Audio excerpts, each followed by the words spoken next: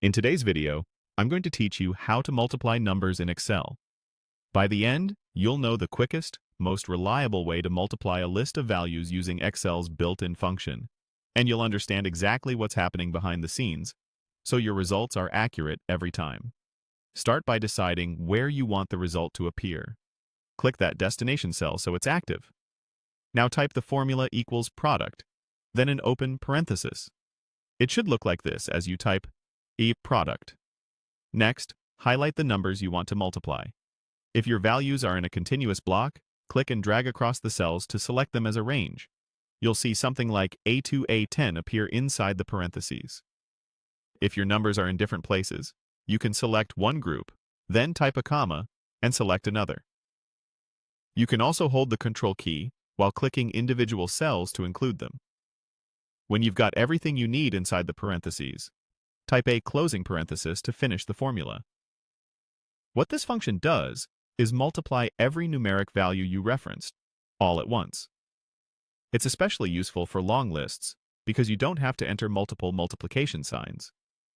Product accepts one or more arguments, which can be ranges, single cells, or even typed numbers like equals product A2, A10, C2, 1.5. If a referenced cell contains text or is blank, Excel simply ignores it for the calculation. If any referenced cell is 0, the result will be 0, which is expected for multiplication. With the formula complete, press Enter on your keyboard.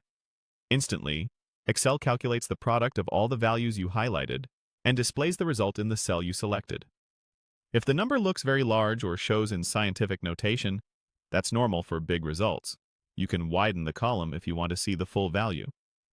If you see an error instead, double-check that your opening and closing parentheses match, and that you used commas to separate non-adjacent selections. A couple of quick tips to keep things smooth. Make sure you're only selecting the cells you intend to multiply. Headers or labels don't affect the result, but zeros do. Decimals and negative numbers are handled correctly, so your sign and precision will reflect your data. And if you plan to reuse this in a report, consider keeping your data grouped so you can select a single clean range inside the product function. That's it. Click a cell, enter each product, highlight your numbers, close the parenthesis, and press Enter.